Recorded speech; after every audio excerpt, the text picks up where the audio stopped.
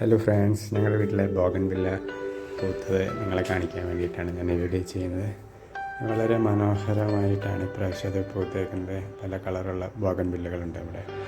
വെള്ള, അതേപോലെ മഞ്ഞ, ചുവപ്പ്, റോസ് ഒക്കെ ആയിട്ട് നീല എല്ലാം പൂത്ത് വരുന്നു.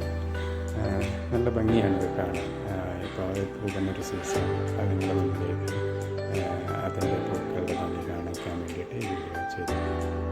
എല്ലാവർക്കും നല്ലൊരു ദിവസം ആശംസിക്കുന്നു.